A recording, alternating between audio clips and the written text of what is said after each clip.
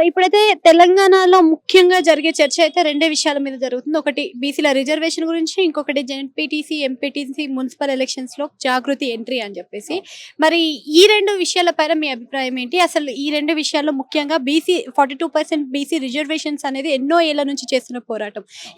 ఇప్పటి వరకు దాని గురించి ఎవరు స్పందించలేదు. మరి నిజంగా జాగృతి నుంచి అది సాధించే అవకాశం ఉందంటారా? ఖచ్చితంగా అండి. ఇప్పుడు ముఖ్యమైన కారణము తెలంగాణ జాగృతి అధ్యక్షురాలు కవితక్క గారు ఇప్పుడు ఒక బీఆర్ఎస్ పార్టీ ఒక ఎదిగిన పోరాటం చేసిన ఒక పార్టీ నుండి వైదొలిగి పక్కకొచ్చి ముఖ్యంగా ఒక నినాదం ఎత్తిందంటే దాంట్లో చాలా పెద్ద అర్థం ఉందండి.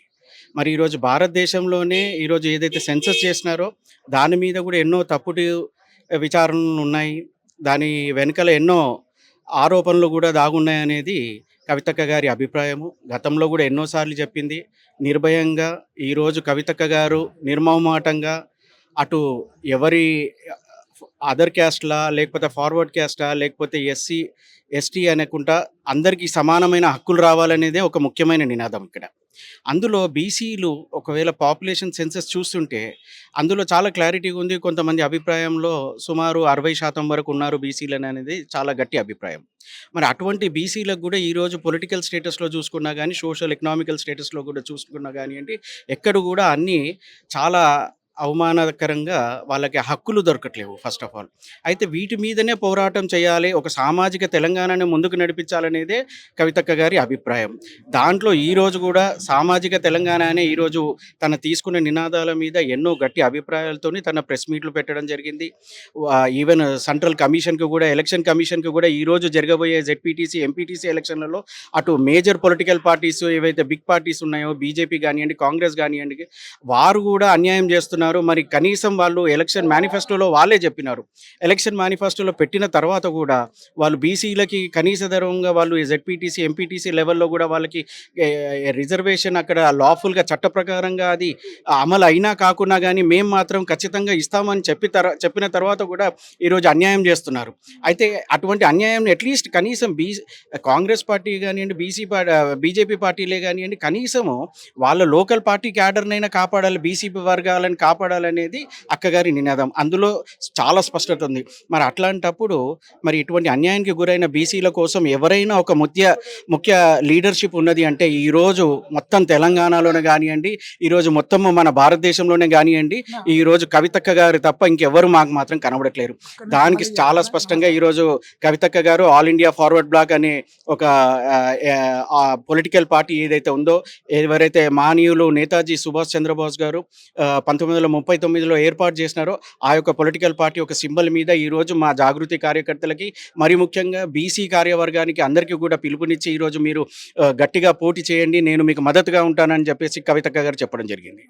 అంటే అదే విధంగా మనకి జెడ్పీటీసీ, ఎంపీటీసీ ఎలక్షన్స్‌లో కూడా ప్రవేశం ఉండబోతుంది అని చెప్పేసి కూడా వినిపిస్తుంది. ఇప్పటికే గుర్తు మీద కూడా చాలా చర్చలు జరుగుతున్నాయి. సింహం గుర్తు అని చెప్పేసి అంటున్నారు. మరి నిజంగానే ఎంట్రీ ఇస్తున్నారా? ఇస్తే మరి విజయం సాధించే అవకాశాలు ఉన్నాయంటారా? మరి ఏ విధంగా విజయాలు సాధిస్తారంటారు? ఇప్పుడు విజయమా, పరాజయమా అనేది అది ఒక సెకండరీ వర్షన్ అండి. ఇప్పుడు ముఖ్యమైనది ఏంది అంటే కవితక్క గారి లక్ష్యం ఏంటంటే సామాజిక తెలంగాణని ఏర్పాటు చేయడం. ఈరోజు బీసీలది ఇంత పాపులేషన్ పర్సెంటేజ్ ఎక్కువ ఉన్నాక కూడా వాళ్ళ యొక్క హక్కులను ఏదైతే విధంగా అణగదొక్కుతున్నారో, ఏదైతే అవమానంగా వాళ్ళని అసలు ముందుకు కూడా రానివ్వకుండా అనేక విధములుగా వాళ్ళని ఇబ్బందులు పెడుతున్నారో వారికి అందరికీ కూడా న్యాయం జరగాలి, ఒక సోషల్ జస్టిస్, ఒక పొలిటికల్ జస్టిస్ రావాలనేదే తన ముఖ్య ఉద్దేశం. అటువంటి ఉద్దేశాన్ని తన ప్రజల మధ్యలో తీసుకెళ్తుంది. ఈరోజు ప్రజలలో బీసీలు కూడా చాలా అవగాహన వచ్చింది. వాళ్ళు కూడా స్వాగతిస్తున్నారు. కవితక్క గారు అంటే ఎంతో గౌరవం పెరిగింది. ఈరోజు బీసీల మధ్యలో, ఎస్సీల మధ్యలో, ఎస్టీల మధ్యలో, మన భారతీయుల మధ్యలో కూడా అందరూ కూడా ఒక మహిళా లీడర్‌షిప్ ఏదైతే ఉందో ఈరోజు గట్టిగా బలపడుతుంది అనేది అందరికీ ఒక గొప్ప నమ్మకమే ఏర్పడింది ఆల్రెడీ. సో అందరూ కూడా దాన్ని స్వాగతిస్తున్నారు. కవితక్క గారు ముఖ్యంగా ఒకటే అంటారు, మన కష్టము మనము సమాజంలో 10 మందికి న్యాయం చేయాలి, 10 మందికి మంచి చేయాలనేదే ఉద్దేశం ఉండాలి గానీ గెలుపు, ఓటమి అనేది సెకండరీ ఇష్యూ అండి. అంటే కాంగ్రెస్ పార్టీతో మమేకం అవుతున్నారు అని చెప్పేసి అపోజిషన్స్ నుంచి వినిపిస్తున్నాయి. బయట జరిగే పొలిటికల్ చర్చలు కూడా అదే విధంగా నడుస్తుంది. మరి కాంగ్రెస్ పార్టీతో ఏమైనా మమేకం అయ్యే అవకాశాలు కనిపిస్తున్నాయా మీకేమైనా?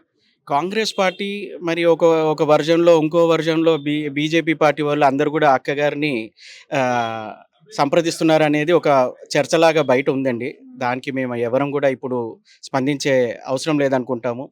అది సమయం ప్రకారంగా కవితక్క గారు తన యొక్క ఆలోచన విధానాలు, సిద్ధాంతాలను బట్టి తన నిర్ణయాలు తీసుకోవాల్సొస్తుంది. దానికి మేము అక్కగారి ఆదేశాల కొరకు వెయిట్ చేయాలి.